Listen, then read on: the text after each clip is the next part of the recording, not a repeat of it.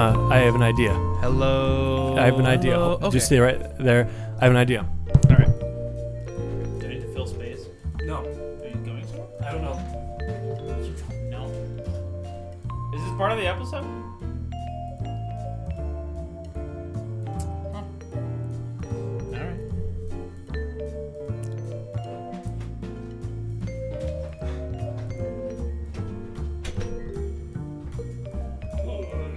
Nice to meet you. It's nice to meet you, sir.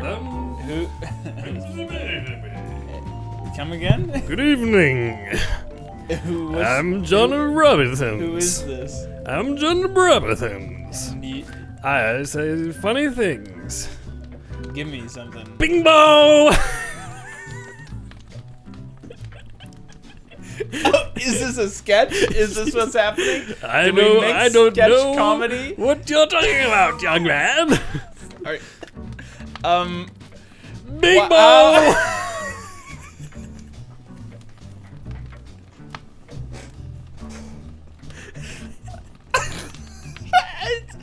I'm not good at sketch comedy. I'm not an improv guy. Dang it! That's an interesting point, Marshall. Is improv the same as sketch comedy? We'll answer it on this episode. On this episode. Cinema Lounge. Yeah. Welcome everyone. That was our really awesome cold open to our latest episode. Thank God that was recording. Oh, I need a drink. I need to set my thing. a timer. That's what they call that. Yeah. Let me see what time code we're at here. 3 minutes. I should I'll have set used it my for teeth. That would have been way 22. cooler. 20 minutes. There we go. 20 minutes set. Ben's getting the liqueur out. It's not a liqueur. Shut up. I don't know anything about it. I'm a young boy. We're here to talk about a show. Famous show on the television. It's one of my favorite shows that I've watched. I've not seen every episode, but I've seen a few of them because they're on Netflix.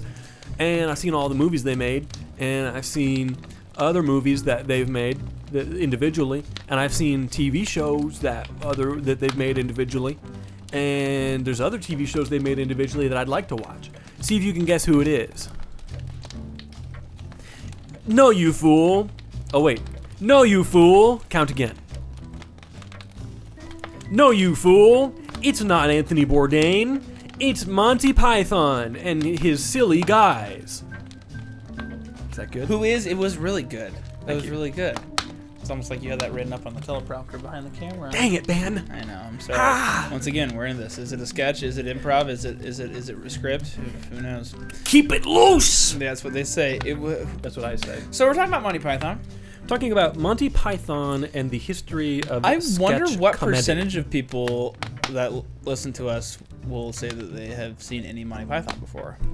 I think we have a kind of bizarre mixture of people Uh-huh. because we have younger people, like some of the people that I was in charge of at operations, some camp friends and stuff like that, and people like Laura and her sister Diana, who's one of our biggest fans.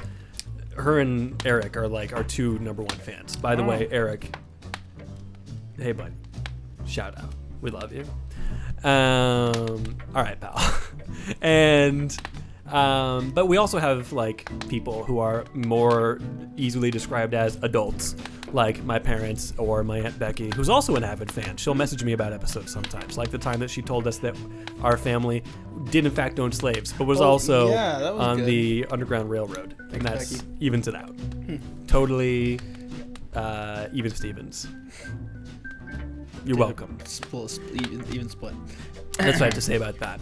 But I think that people will know who they are, and if they don't, then they should go and watch some of the Well, stuff. no, it's not that they don't know who they are. I'm just curious, like how many people. Seen Obviously, stuff? you and I had seen all the movies. Mm-hmm. I've seen a couple episodes.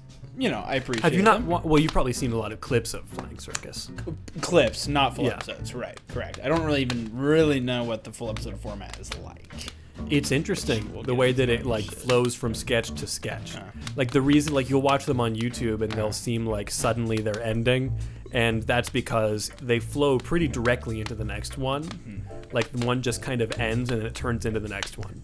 Like two of my favorite sketches of all time are Or no, I can't remember what the one before that is. I was thinking that it was. Well, we'll get into our favorite sketches later. Yeah. But we're going to talk about Monty Python, about our favorite Monty Python movies, as well as about the history of sketch comedy and how Monty Python has like differentiated itself and why it's different. And you can see the influences of it afterwards and everything. Sure. So Ben, Yeah. Hey. I have a big list here. Yeah. Walk me through this. Do you know history of Monty Python? Were they a comedy troupe first, and then got the show? Like as a theater Yeah. group. What brought them together? So it's kind of complicated a little bit. They went to 2 or 3 different schools. They were doing comedy. Some of them were in like the Footlights and stuff like that, the England version of like the Groundlings and stuff like Second City type stuff, and comedy troupes. And they would do their improv shows or their sketch shows and stuff like that, and they would kind of see each other at these shows and became more familiar with each other. And then through that, they did end up doing television, which is a lot easier to do back then. They would just be like, I'll work for a BBC channel. So I think Eric Idle and Terry Jones, it was either Eric Idle and Terry Jones or Eric Idle and Michael Palin. I think it was Eric Idle and Michael Palin that had a show before Monty Python that was like a children's sketch show that I think it was like called Don't Change the Tuner or something like that. I should have written that down. I did a really good job. And they were doing that for a while. They were friends with Cleese, and Cleese was friends with Chapman. They were best of buds. Okay. I don't know where Terry Gilliam came in all of this. I believe he was doing animations at BBC for some reason, and Terry Jones is also there somewhere along the line. But Cleese got a show that he was like, hey, I see you guys doing your show. I've got a big show. Do you want to do this show together? And they were like, yeah. And then that show didn't happen, and then that turned into Python's Flying Circus, Monty Python's Flying Circus, which means nothing, by the way. Like I can't remember exactly where the name comes from, but Monty Python is not a person or anything. It's just like, essentially they were calling it the Flying Circus, calling it the circus, whatever, just as a joke for a while there. Gotcha. And then it just kind of stuck, and they were trying to figure out like, well, what is it? Is it like Jonathan's Magpies Flying Circus? Like just random garbage like that. And they eventually settled on Monty Python. Gotcha. So if you don't know who they are, you're crazy. But these are essentially like 5 or 6. Eric Idle, John Cleese, Michael Palin, Terry Jones, Graham Chapman, and then Terry Gilliam is on screen sometimes. So it's 5 or 6 guys, 5 Englishmen and 1 American, Terry Gilliam, who had this TV show, Monty Python's Flying Circus, that it wasn't the first sketch television program. That can kind of be traced back to Milton Berle, but it was the most revolutionary and the thing that everyone afterwards has kind of taken the most influence from. I think it does predate SNL as well, doesn't it? Yeah, I believe so. Because Yeah. SNL was like the mid-70s. Yes. And this was like the early 70s, I think. You'd have to look it up. Their hair is certainly late 60s, early 70s. Are you looking it up? Yeah, I am. 75 was the first year of SNL. Monty Python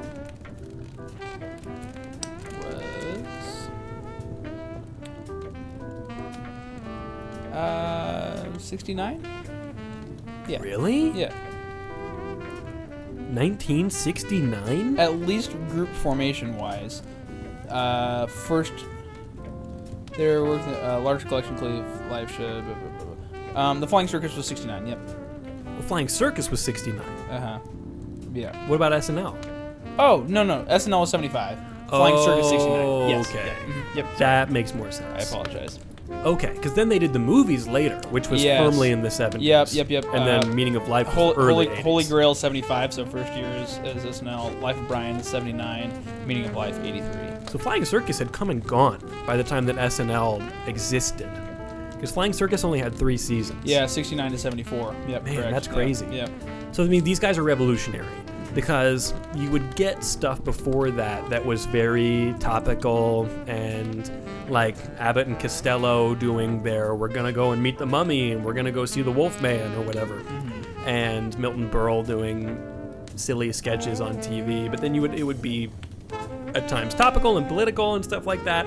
But there was nothing as just fully outlandish as Python. Yeah, so there's like when I was doing a little bit of research on this, like from the U.S. perspective, a lot of this is coming out of vaudeville shows, variety shows. Yes. And there's kind of a morph from the vaudeville to the variety. Television is invented. And we've got some television variety shows. We start getting some sketches in the variety shows. Yeah. You know, I mean, you got Bob Hope, Ed Sullivan. And you start getting a little later on Carol Burnett. Some other brothers. So I've got a long list here of different shows. I mean, the Muppets. Yeah. are The a Muppet sketch Show. comedy show. Yeah. Oh, that's so true. And then from SNL's origin story, it's all the late night is starting to get they're mixing in variety show things. I mean, compared to late night stuff now, where now we're getting into the viral stuff that I'm sure we'll talk about later in the episode. I could get with one of your deep into the questions. history of late night. But so they're doing more variety type. There's characters that show up within Johnny Carson stuff. Anyway, Johnny Carson says, I don't want to do it on the weekends anymore. Yeah. Opens up the Saturday spot, and then they pitch and create SNL. Yeah. Which then so much spun out of SNL in the U.S. Yeah. Like while Python was doing its own thing over there, I mean, it's their impact is so huge, but they haven't done very much stuff at all as a group. They've done the 3 series of Python. My nose is going crazy now. The 3 series of Python, the 3 actual movies, because then they did Holy Grail, Life of Brian, and Meaning of Life. The other 2 are their concert at the Hollywood Bowl, which is very good, and then something entirely different, or something like that. I can't remember exactly what the name is. Okay. But that one is just them doing their sketches in movie form. Got it. So like that's why you'll find multiple versions of the Dead Parrot sketch and stuff like that, because that's the one from that movie, as opposed to the one that's more famous, which is the one from the TV show that has the laugh track and everything. Right. Well, it wasn't a laugh track. It was a studio audience of people freaking out because it's hilarious. But then you look at the impact that they've had all over the place. They went off and did a bunch of other stuff, like Cleese had Faulty Towers and did A Fish Called Wanda. Eric Idle did a ton of different things. He was writing music. He did musicals. He did Spamalot eventually, like way later, the musical version of Holy Grail. He did a lot of movies with George Harrison's production company that he formed in order to make Life of Brian. The very ill-fated Nuns on the Run that he did with, what's his name, who plays Hagrid? Yes. Anyway. Bizarre movie. A lot of stuff came out of all of that. But then you look at SNL, and I think the weird different thing is that there's a lot more money in it in America than there is in England. They were working on a shoestring budget for Flying Circus, as opposed to SNL, where their budget was certainly small, but it was American network television money.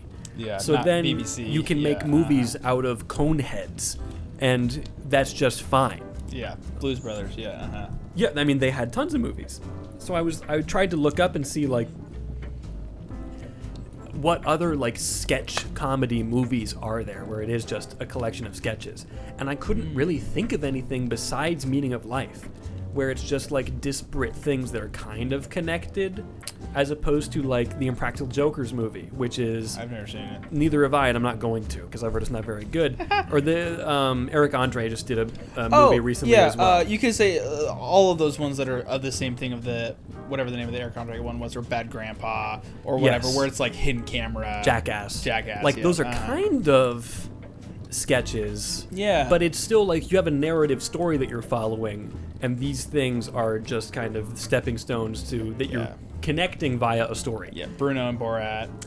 Yes. Borat doesn't feel that way as much to me, but I feel like so much of that is more like Meaning of Life sits very much on its own as essentially just a long form episode of Python. Yeah, but and then also it's actually filmed like a movie, scene by scene, not necessarily. It's a hybrid almost between sketches like the Flying Circus TV show and say Life of Brian or Monty Python, where Yes. it's actually a film. But it's not trying to tell one connected story necessarily. yeah, besides the meaning of life, Which Yeah. is like kind of Yeah. a thing that they're Yeah. coming back to, sort of. Yeah. But then the big opposite to that would be the SNL movies. Like, what do I have here? Coneheads, Blues Brothers, Wayne's World, Night at the Roxbury, and MacGruber, and the various MacGruber things that have happened after that. And then there was also, that you may not know this, all the '90s stuff. no, there was a never-made Hans and Franz movie. Really? They had a whole script written by Kevin Nealon, Dana Carvey, Rob Smigel, and Conan. Oh no way! I didn't know that. Well, because Conan was writing at SNL when Sure. Dana and them were all on the show. Yeah, So he was a uh-huh. part of the Hans and Franz stuff. Huh? So then when he moved on to The Simpsons, Uh-huh. they started writing this thing, and Conan was like doing everything he could to get time off to go and write this movie with them. Wow. And then it just never happened. Wow, interesting. Huh? Then I guess throwing in, then you get all of the Tommy Boy and etc. movies of Chris Farley. Yes. That all spin off of that. Black Sheep. There's a lot more money in that stuff. So it's interesting to see like the way that Python did so much to inspire, Yeah. but didn't, like, these guys themselves didn't necessarily do that much after. Yeah. Where, as opposed to the guys in America who would always point to like John Cleese, Eric Idle, all these guys, these are my idols, these are who I Yeah. base everything off of. They're, you know, the Sandlers who are getting 1,000 movies and taking his friends with him everywhere he goes and stuff like that. Right. Yeah, it feels it definitely feels so different in the United States. It feels much more saturated Yeah. compared to in England. You're pointing to those guys. Yeah. I don't know who else comedy-wise you're pointing to. I'm sure that there are other examples. The only other ones I can there have been other modern sketch shows that are very good, but like the Peter Serafinowicz show was fantastic, Okay. but did not last very long at all. There was That Mitchell and Webb Look, which was also very, very good, which you've probably seen. There's a very famous sketch that they did where they're in Nazi Germany and they're the Nazis. Oh, yes. They're like, Oh, are yeah, we the yeah. baddies? Yes, Are we okay, the I have bad seen guys? Like, we have skulls on our Are uniforms. we the baddies? Yeah, Yes, which is yeah, very yeah. good.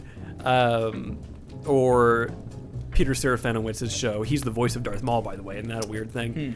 The original voice of Darth Maul. Now it's Sam Witwer. But there's like he's doing a spoof of like Billy Mays style commercials, and he jumps in. He's like, "Hi, I'm here to tell you about toilet gun," and you shoot the gun and it blasts the toilet away, but it's clean or something. seen that. Whoa. It's very good. Wow. There's a different flavor to British comedy. Yes. Also, the shows that the BBC has now that are comedy shows are definitely very different. Well, yeah, Like, they don't really have sketch shows. It's all panel shows now. But that's even different than they are in America because it's all publicly funded. It's not like they can't have these big door prizes like cars and stuff like we do in America. Yeah. So the entertainment is less the big prize as much as it's not regular people, it's famous comedians on these panels just being silly and doing stupid stuff. Right. Like that's what the British game show life is. Yeah. Yeah. Interesting. Wow. What do you think makes Monty Python? Let me see how much time we're at, actually. We're at 3 minutes. That's Let's a do a great quick cut and come back to our next segment and talk about Whoa! Did we just talk for like 20 minutes. That's great. Go Yeah. us. It's a good episode that we're doing right here. Gosh, we're freaking cool. We're the coolest guys. And we're back with Marshall's question. Pick up your microphone, idiot. Hey, everybody. So here's my question for you, Ben. Yep. What do you, given all that context, what do you think makes Monty Python perhaps better? I would say better. I think that they are the pinnacle. What do you think makes Monty Python better than other sketch groups and shows? Like, why are they so set apart? Yeah.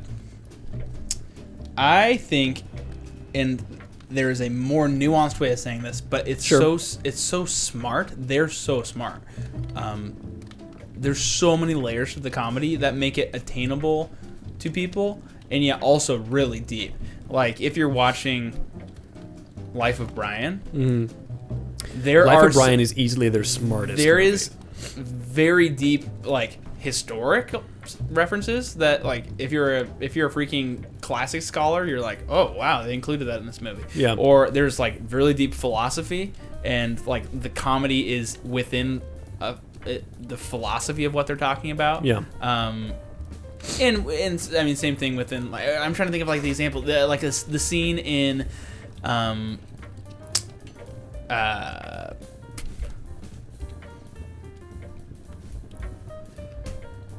Dead air. The scene in Monty Python and the Holy Grail, Yeah. where they run into the peasants in the field, and Yeah. that scene, King of what? yeah. I didn't vote for you. And then they freaking get into like the feudal system, Yeah. and like it's so smart, it's so deep, Yeah. it's crazy, it's not that But funny. it's if so you don't, like, silly. Like it's so silly. I'm being oppressed. Like I think when I have friends who watch that on the marching band bus in high school, they're like, "Oh, it's not that funny of a movie," because you Yeah. have to listen to what they're saying. Yeah. And it's maybe hard for some Americans to pick through the accent or whatever. Yeah, being oppressed. Yeah. Anyway, so it's so smart, and that scene is, I think, a really good example for me. A scene that I think most out of all the movies, I think The Holy Grail is the one that is probably seen the most out of the average In America, average yes. American. You know. Yeah. So especially now that it's a musical and all Spamalot, that stuff. Yeah. So I think. Yeah, I think that's a really good example for people maybe who are listening who are trying to think of what I'm talking about here. It's really smart, but not so much that it's not like it's comedy that is for the upper class or educated people that get it. You know, I think they have multiple layers of their comedy, that the entry point versus like the real depth underneath what they're talking about. Yeah. And I think that ties into like the script. If we were to be reviewing these movies as like script, score, cinematography, whatever. Performances, directing, visual effects, where it applies. Thank you. Yep.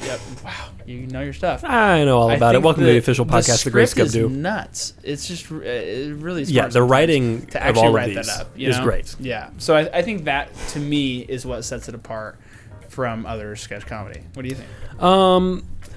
I think that's generally what I would agree with. I would say that as well. Like, Life of Brian is easily their smartest movie. They've said very often that, when they're in America, Holy Grail, oh my gosh, I love this movie. When they're in England, oh my gosh, Life of Brian, I love this one. This is so great. Like, it's a very big difference in the kind of humor. Like, Holy Grail is extremely silly. Like, it's much more flying circus than Life of Brian is. Life of Brian is a lot more smart. It's a lot more thinky. It's a lot more British humor-y. But it still works very well. You just have to have a slightly different sensitivity to it. Sensitivity. It's a different kind of comedic sensitivity than Holy Grail is, and then even Flying Circus is most of the time. Because a lot of their stuff, I think the reason that it appeals to people so much, as well as like why Conan is my favorite guy, is because so much of the time it is silliness generally with nothing behind it. And there is like, really, it takes an extremely smart person to play dumb. Like, you look at these guys, just like you were talking about, like, they're doing silly stuff, and it's Arthur, King of the Britons, and he's like, King who? Arthur what? And they do go into all of that stuff. And you don't need to know anything about that to get that joke. Like, it's funny that these peasants are, like, saying all this jargon and seemingly smarter than Graham Chapman's King Arthur. Like, that is alone the joke. And then you can get even deeper into that when you do know about, like, the feudal system and stuff like that, and government and politics and law and how that works. And that makes it even funnier. Yeah.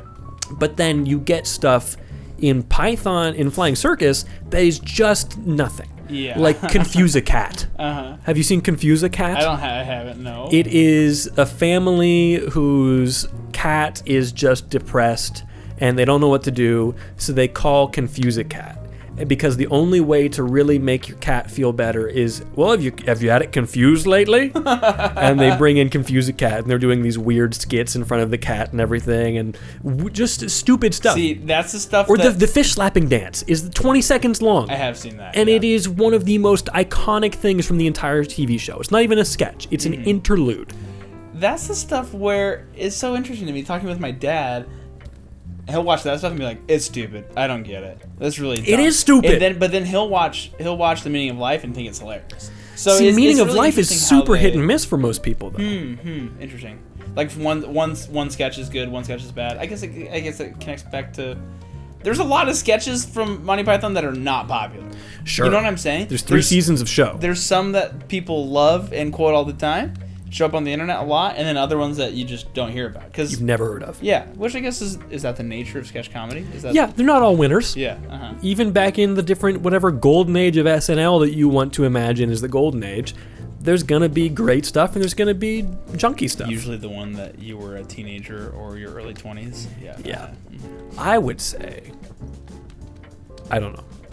That's what I think about that. I think it's also, I wrote here, Life of Brian is the most opaquely satirical they got, which I think an interesting thing is how much controversy that movie stirred up. Because it's quote unquote, it's about Jesus and it's about like it's making fun of Jesus and stuff. Yeah. And they are adamant that it is not. And I don't think it is. And I think that looking at it years later, any priest or pastor that looks at it would say, no, it's not. But very famously, they did a debate. I don't know whose talk show this was, but Michael Palin and John Cleese went on some talk show and talked to the Bishop of London and some other guy who was like a notable evangelical or something about the movie. And it's just these two old guys. And man, is it just like they start out all right and they're kind of making okay points, these two parishioners, but it just starts to devolve very quickly of like they just don't get it because they're sitting on the basic assumption, and this is all on YouTube. I think I texted this. I think I sent this to you. Yeah, I didn't watch it. That's okay. It's fine. I didn't expect you to necessarily, but I figured if I didn't send it to you, you definitely wouldn't. Yeah. That's a beautiful way of looking at that. Thank you. Yeah. If it's worth watching, it's on YouTube. You can look up Life of Brian debate and you'll find it. It very quickly becomes, they have this basic assumption that the movie is about Jesus, and it's lampooning Jesus. That's the word they love to use, is lampooning. Very, very British, very regal. Lampoon. And it's just not. Like the thing that Michael Palin said at the beginning of that interview before they brought the bishop out and the other guy was that they initially did look at that angle, and it was initially called Jesus Christ, Fortune and Glory or something like that, which is a hilarious name, and I would also probably watch that, but that would definitely be a bit more genuinely sacrilegious. And then it was at one point Brian of Nazareth, until they eventually settle on Life of Brian.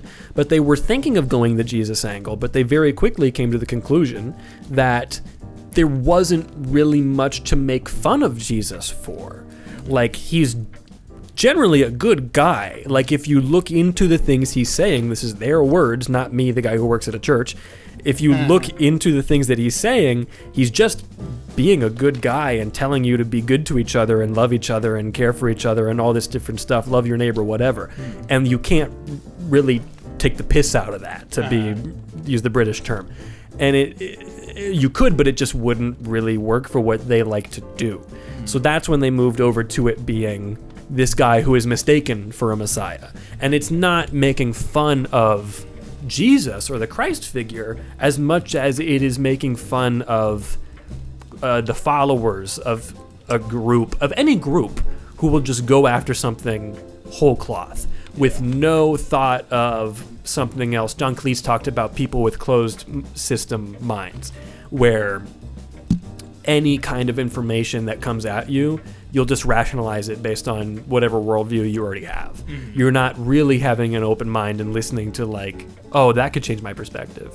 That's interesting. Maybe that is actually right and I'm wrong about this. It's always, I am basically correct. And that new information, I am processing it in this way, which makes me all right with it.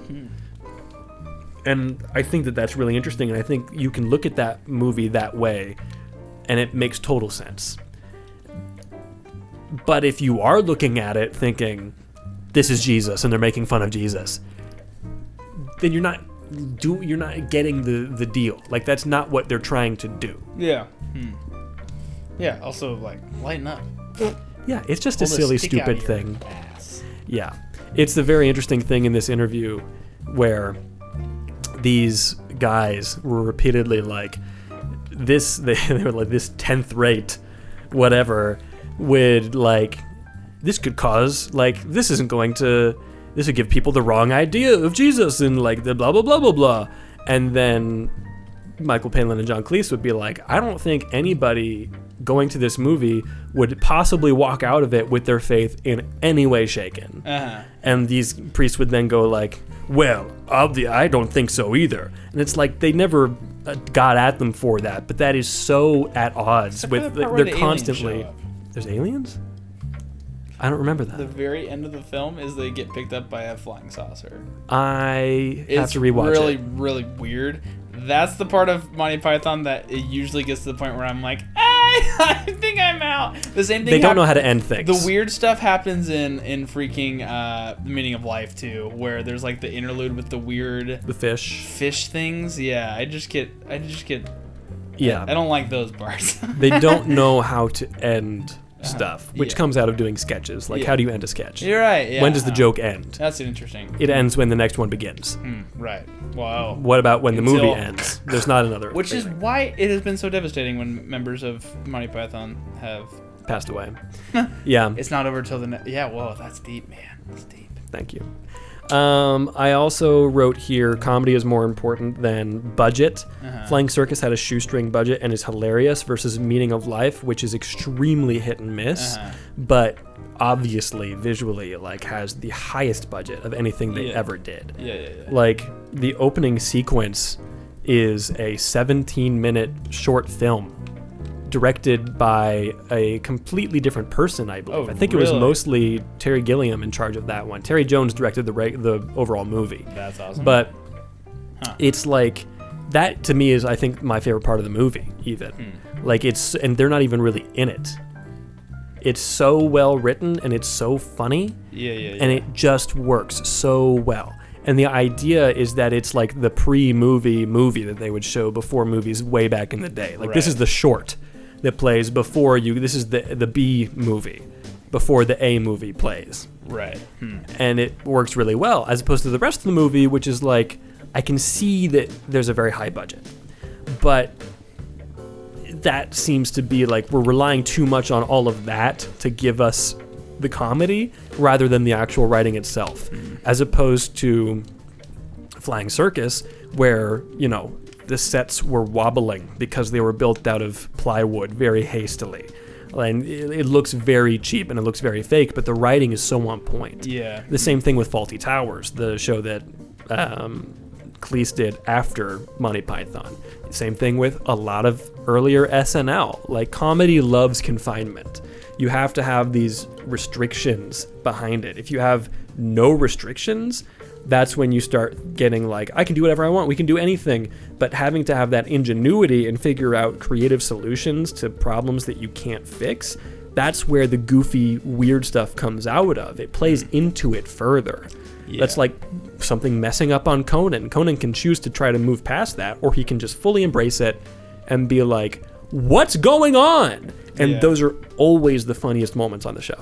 Like, you have to work with those restrictions and those strange, bizarre things that happen. Sure. And I feel like Meaning of Life, it's the end of Python, and they're kind of running out of ideas at that point, it seems like, a little bit, even if they did win an Oscar for that movie, which is crazy. But just, I don't think that having a higher budget necessarily helps you. I think it has to be all about the writing, and you can get distracted by all the flashy elements. Which is why you look at the difference between, like, the original Kids in the Hall versus the recent revival, which is still pretty good. And I think that it's better than you would expect it to be, for sure. But it's just not the same. Like, part of the charm of these sketch shows, I think, is the jankiness of it. Mr. Show, it was an HBO show, and was just continually janky and trashy and stupid.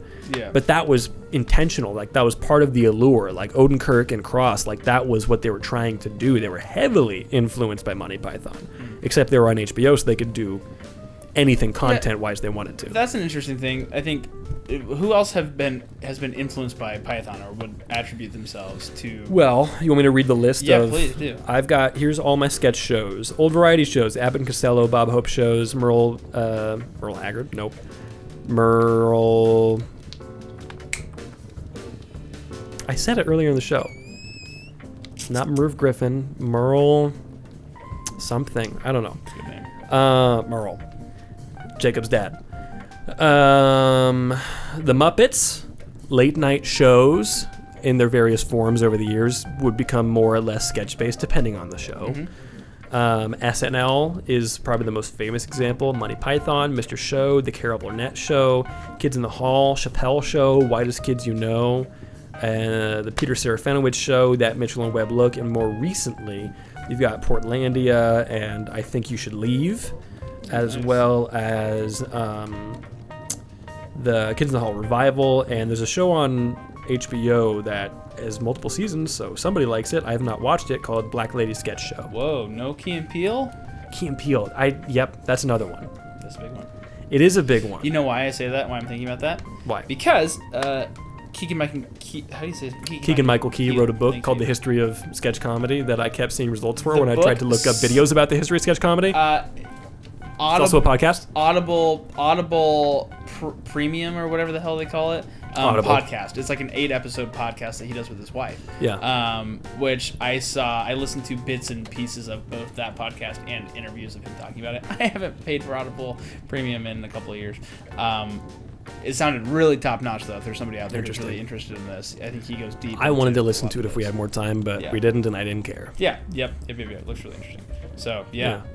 But before we talk about modern or current sketch shows, I want to come back to that.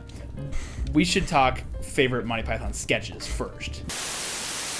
Okay, Ben. All right, what's up? Favorite Monty Python sketches. Yes. What do you got?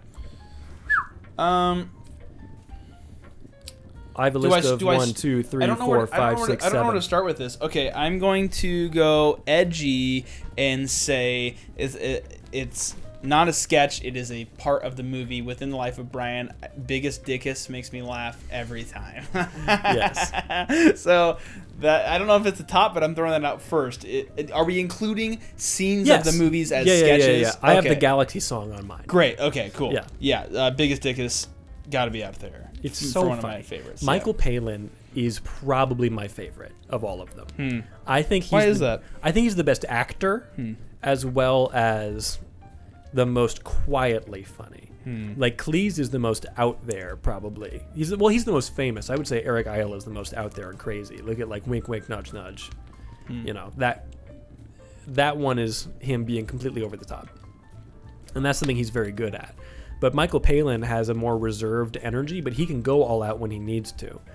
But he is, like I said, I think he's the best actor among them. Like he's doing a really good job acting in Every Sperm is Sacred.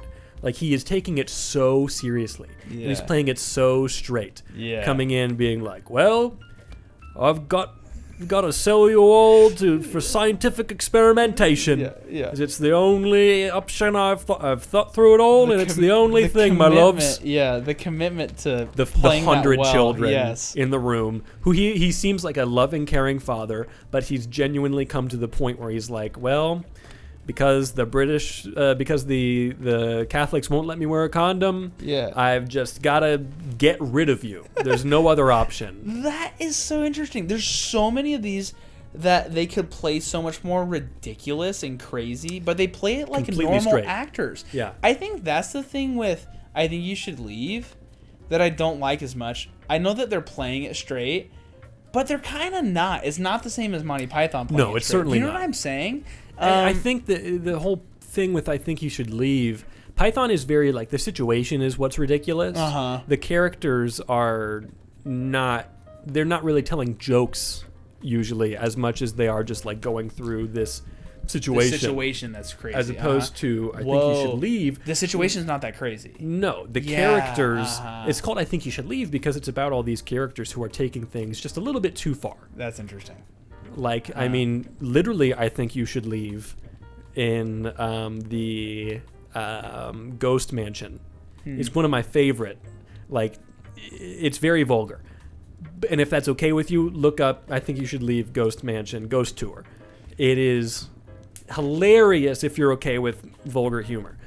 If you're not, don't look that one up. If you are not okay with vulgar humor and you want to see a thing about a good example of characters taking things too far and being ridiculous. Yeah. Look up. I think you should leave car ideas. Like those are the two pinnacles for that show for me. Got it. Okay. I have on my soundboard where the situation is pretty normal everyday life. It's the friends coming over for dinner. We're sitting around talking, and some character does something ridiculous. Yeah. Can I Whereas hold the Monty baby? Python, not so much of the characters are so ridiculous. The situation. The situation is more ridiculous. Got it. Yeah. And the characters are kind of cat silly, thing. but they're not like telling jokes. They're just like, the argument clinic is inherently, these characters are doing ridiculous things, but they're just inhabiting this world that has been created for them to inhabit. Yeah. They do ridiculous things sometimes to end a sketch, like the cheese shop sketch. They go through, the whole thing is just, well, have you got Wensleydale? Nope. This one? Nope. This one? Nope. Oh, do you have any cheeses? Oh, plenty of cheese. Lots of cheeses. We got any kind of cheese you would want. Okay. Mozzarella? Nope. And keep going and going. It's like, I'm going to ask you if you have blah, blah, blah, mozzarella cheese, whatever. And if you say no, he says, because Michael Palin tells him, Palin and Cleese do great stuff. Like, it's the parrot sketch in this one. Yeah. He's like, oh, we've got, like, Gargonzola. Uh-huh. And Cleese says, now you say that you have Gargonzola. He says, yep. I'm going to ask you if you have Gargonzola, all right? And if you tell me that you do not have Gargonzola, I am going to pull out a gun and shoot you. And he says, all right. And he says, do you have the cheese Gargonzola? He goes, nope. And then he pulls out a revolver and he kills him. Yeah, right. And, like, that's ridiculous. Yeah. But that is the kind of ridiculous nature. Like, they go both ways, but they generally lean towards the situation is what's ridiculous. Yeah. I think that's so fun that there's a brand of their brand. Like, their situational comedy. Oh, I never restarted the timer. I was like, 1 minute. Who knows? Yeah, just subtract something. We're at 5. So Okay, I'll just cool. put 20 on there. Okay, cool. Yeah, their brand though, and they did that for 4 years, and then they were done with it. Yeah. Like that was that. I think You Should Leave probably has a life expectancy of, okay, we did this stuff with this brand of the normal situations with crazy characters. Yeah. I think You Should Leave is also, I think, a lot more hit and miss. Like, some of their sketches are gold, and some of them are just kind of like fine. Yeah. Because I think the key to that show a lot of time is Tim Robinson. Like, he is the best part of that show. Him, and I don't know what the woman's name is who is in a lot of stuff with him, but she's also very good. The guy from Detroiters that was like the other guy with Tim Robinson, I don't find as funny, which is unfortunate. So, like, sketches like Buff Little Boy Talent Show, not as good because there's no Tim Robinson. Like, the ones that he leads are very good. Funny. That one is good, but it's just not the same as Tim Robinson doing that silly voice. Yeah, sure. Where he just gets so mad. Yeah, It's so good. Huh. If you saw this shirt, this many patterns, this shirt goes, there's so many complex patterns on, you gotta go to Dan Flash's. Like, it's, I don't know how to, I don't know how he does that voice. Yeah. But it's so good, man. Wow. Corncob TV. Do you want to keep talking about favorite Monty Python sketches, or this is making me Yes. I want to start talking about how the internet has changed modern sketch comedy, but Let's keep going, and then we'll move into sketch comedy and the internet. You're good. I think the parrot sketch is obviously It's so good. maybe the all-time best. It's so good. It's so good. It seems overplayed when I think about it, but if I watched it right now, it kills. Yeah. It's so good. Yeah. It's so funny. That ridiculous voice that Cleese is doing, that just like he's never done ever again. What is that? That's so interesting. Michael Palin playing this just very unassuming shopkeeper. He's very good at being a deceitful shopkeeper. It's very good. I don't know what else there is to say about like the dead parrots. I don't. It's like, but I don't. You can't really talk about it without it because it's not. And I don't want to act it out. Yeah, like, I don't want to just make this. I was very determined when doing this episode that I wasn't going to just do a cavalcade of impressions. Yeah. And I've already done more than I wanted to. Yeah. Do you want to know my next favorite sketch? Yeah. You tell me one. Ha! I tricked you.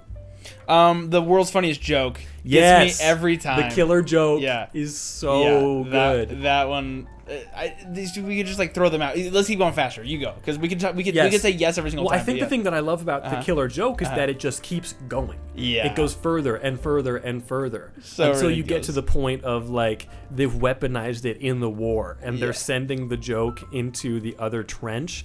But they realized they had to translate it because then their guys were hearing it too, so they had to send it over in German, and they're reading it in German, and they're like, "Faxing, slang, faxing, schlinken, slacken." It's so funny. And then you just hear them talking because they're in a trench. Yeah. And then they just start laughing, and they all start dying and throwing themselves out of the so trench. Funny. It's so good. That's just it's just classic. They like try to do counter the joke things they add into intelligence it. or something. Does that one get the one thing like we've said is ending it, wrapping things up? Does that one get too big where it's not funny anymore at the end? I don't remember how it ends. I think it is. There something where it just like destroys the world or something like that? It might be. Or anyway, yeah. don't But know. like that one goes on a long time and it still continues to be funny. It's like how are you still anyway? Yeah. Yeah. What's yours? For Yorkshiremen. I don't know if I know that one. I don't know if they did it on the show. It was definitely in the Hollywood Bowl show. Okay. But it's very funny. It's Cleese, Palin, Chapman, and one other, and probably Eric Idle, and they are 4 men from Yorkshire, and they're doing their gentlemanly cigar smoking. What's a song? It's not a song. Okay.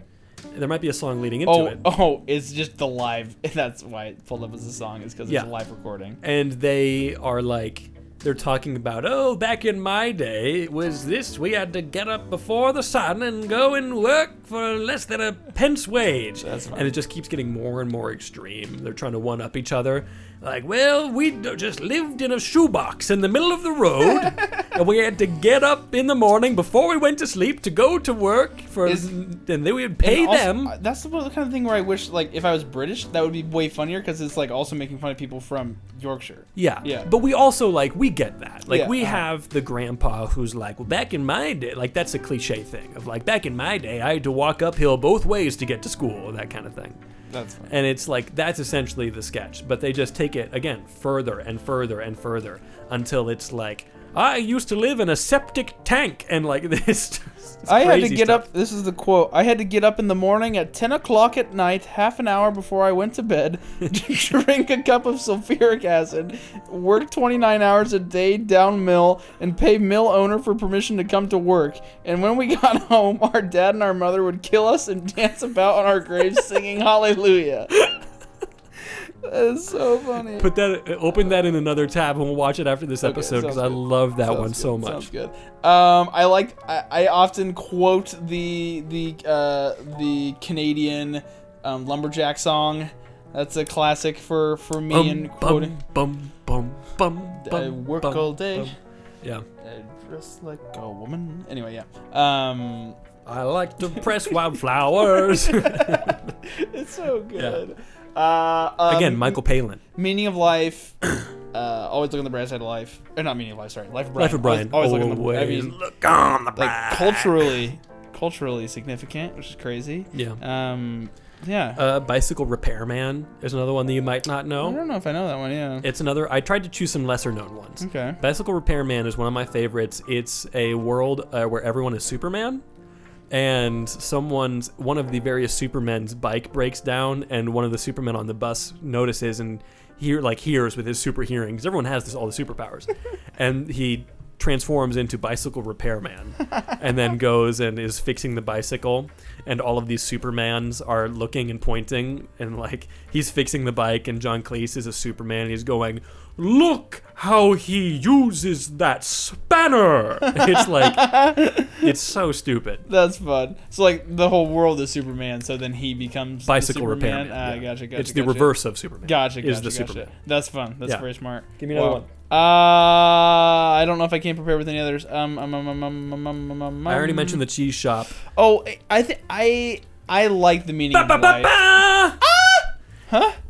The Spanish Inquisition! Oh, I didn't expect it. You didn't expect Nobody expects it. No one expects the Spanish Inquisition. Thanks, Our Marshall. chief weapons are surprise. Surprise, and then it keeps going. That one is fun because of the show. Yeah. But in real life, the bits watching them are not that funny. It's funny on the internet. It's funny in the context of the show. If you were to go back and pick a favorite sketch, it's fine. I think that one's really good. You think so? Okay. Yeah, because that also like keeps going because like the whole thing, like he keeps forgetting their chief weapons, and then the other guys try to they remind him of another one. He's like, yeah, we'll come in again, and then they do it over a second time, and then they keep forgetting, and then they go back and they have Terry Jones's character try to do it, and he can't get the first line out, and then they go back again, and Eric Idle is the one doing it again, or I think it might be Michael Palin again, but that one even spins out of a sketch before that, which is like the no, it's not that one's just Graham Chapman comes in, trouble at mill, and it's like, huh? And yeah, the other one that I was thinking of is that one of their, it's a kid that wants to be not a theater actor, but it's like the joke is like it's as though he was telling his parents that he wanted to go and pursue the arts, but he's going and like he wants to be like a carpenter or something, nice. or like a tradesman. Yeah. And it's also very good. That's awesome. Yeah. I like The Meaning of Life quite a bit. Yeah. I think the live organ donor makes me laugh. Did it not get it for you? It's just like it's a little much for me. Okay. Like they took the R rating and they said we can do whatever we want, and it's just a little too far for me. Sure. Yeah. It's like I don't know. I really love the Galaxy song, which comes right after that. Yeah. But it just is a little gratuitous. I think I also. It's also the same reason I don't like Mr. Creosote.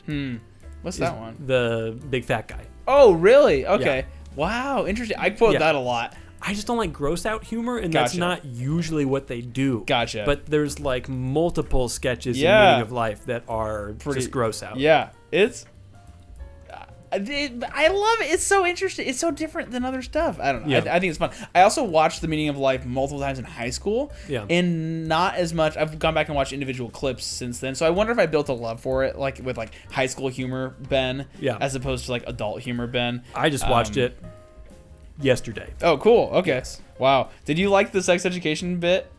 I've been debating whether or not to show that to Kate. I don't know if she'd like it or not. It's pretty awkward.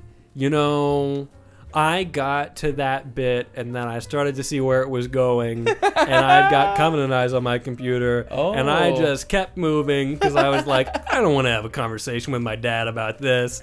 Like, this would be, it's like, I get the joke, but again, it's just like there's a few things where it feels like they're reveling in the R rating that I feel like it suffers for. Interesting. Where it just like the same reason that like the new Twilight Zone doesn't feel quite right to me because, well, we're rated R, we can say bad words and stuff now, we can be an hour long and all this, and it doesn't feel like the same show to me. Interesting. It doesn't feel like Holy Grail and Life of Brian still have that flying circus kind of feeling to them a lot of the time, especially Holy Grail. Yeah. But even Life of Brian, which is much more smart and much more we can do whatever we want because George Harrison's giving us all the money for it. It's great. That's a crazy story in itself. Really? They could not finance the movie. No one wanted to give them enough money to do it. And then Eric Idle was really good friends with George Harrison, and George gave them all of the money to make the movie just because he wanted to see it. No way. Not as an investment. He not as a mortgaged business his thing. house. What? Yes. That's crazy. Awesome. Did he get the money back? Probably. Dope. But then that's why he made his production company.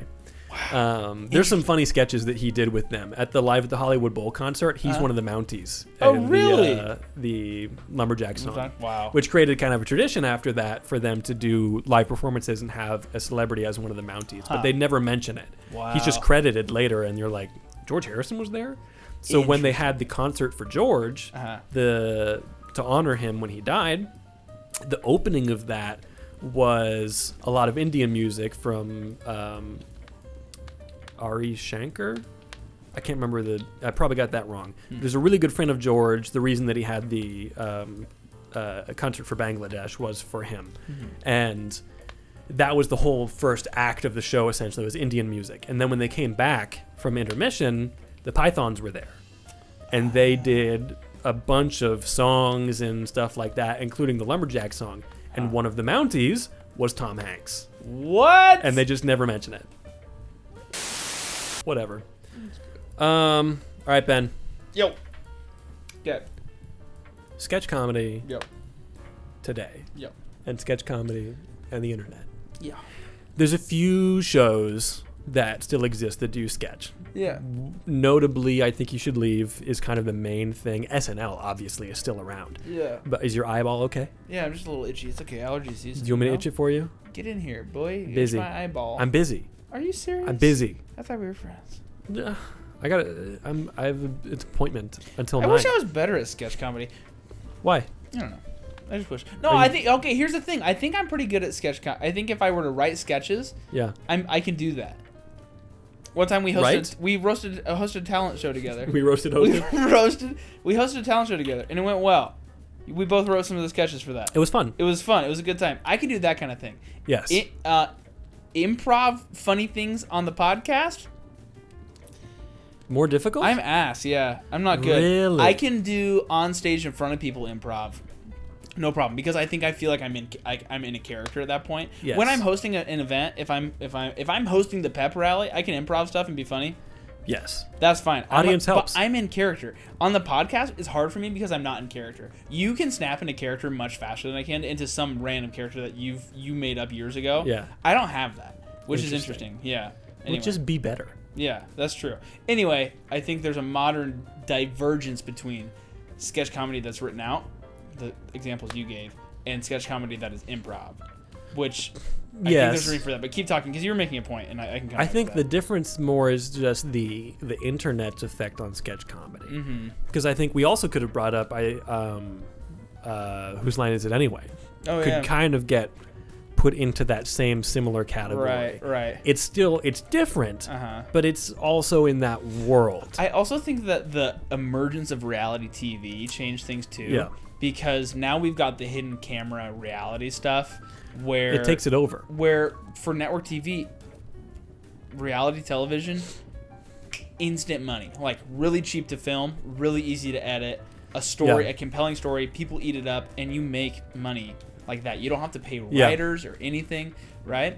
So there's that happening, and then you start getting stuff like Punk'd and Prank shows. prank shows. What's the one right now? Impractical Jokers, right? Sure. It's kind of in the reality side of things. Eric Andre. Yeah, exactly. Or even I'm trying to think something that's like a little Wild and Out. That was something that they brought up on the audiobook with Keegan-Michael Key. Yeah, was Yeah. talking about how there's a divergence between improv in the moment and improv when you accidentally mess up on SNL because there's a sketch. Oh, yes. Or like I can't think of, I don't know it as well. In SNL I could reference moments where the improv was really important for making a sketch memorable. I can't think of that with Monty Python because I don't know any of those moments. Because it's fully put together. I mean, they Yeah. can go back and edit and everything. You're right. SNL is different because it's live. Like Yeah. it has an improv component for that reason. Other things like fully scripted, fully pre-recorded, you can go back and edit. Yeah. So it's not gonna have Was those Flying things. Circus that way? Oh yeah, It was, so it was in front of a live audience, but it was a the television sketches were show. recorded in front of a live audience. Right, got it. Okay. Yeah. Mhm. Yeah. Anyway, there's that kind of that split and divergence between improv, sketch comedy, and scripted sketch comedy. Yeah, I think the interesting thing to think about too is just the advent of the internet, which is also another thing. If we're going to bring up late night shows, that has kind of killed late night because it used to be the only time you would see celebrities and get a deep dive into their life of any sort would be on Carson or on whatever other show you would watch, the Today Show, whatever. But that was all there was. There was no Instagram, there was no Facebook, there was no Twitter, there was no Dwayne "The Rock" Johnson, whose whole career is based around his social media presence at this point, rather than his movie or his actual career. Like E-News. Exactly. Like that didn't exist. And you get that similar kind of effect on sketch comedy as well, because that advent of YouTube shows and YouTube interviews and people doing their own YouTube stuff, Will Smith's YouTube channel, like all this different, Jack Black has a YouTube channel, all this different stuff. There's more reality celebrity stuff than there ever has been. so there's less need for late night type stuff. The same way, there's more written sketch comedy on YouTube, on TikTok. Vine was the huge thing. I something to say. Yeah. My wife's water just broke. No. So we need to wrap up this episode so that I can go home. You're kidding. I'm not kidding. Dude. Yeah. This is the best way for this to happen. I know. Have you seen me over here freaking out a little bit? I saw Has my there was facial a expressions change. been weird? There was a change. Yeah. Talk about a way to end a sketch. So, Everybody, Monty Python's great. We're gonna have a good time. It's gonna be. I'm so excited. I want to see all the pictures of little Marshall. yes, that'll be her name. Yep. Her name. Yep. Marsha. Marsha? Man, thanks everyone for listening. Thanks for watching. Thanks for checking out the show. We love you. You're gonna hear this in 2 weeks. Oh yeah. So by then, hopefully a 2-week-year-old. yeah, hopefully a really not healthy like- young hopefully baby. it's not like a couple day labor. Hopefully it's not like a week and a half. That would be No, terrible. that's not true. It's a water breaking. It won't happen like that. They wouldn't be long. I don't know how that works. I mean, Kate's real skinny too. So I mean, true. get that thing out of there. If it's taking a long time, they'll just C-section. Anyway, That's so true. yeah, Thanks that everyone should for go on. listening. Ben needs to go, guys. Yeah, yep. This is important. I joke that these things are not important, but this is important. Thank you for listening. Check out the links in the description. Share the show. Amen. We love you all. Thanks for listening. I'm gonna watch so many movies tonight. It's gonna be great. Yeah, man. Bye, everybody. I've been Marshall. I've been Ben. Now I'm dead, Ben. Thanks, Dad.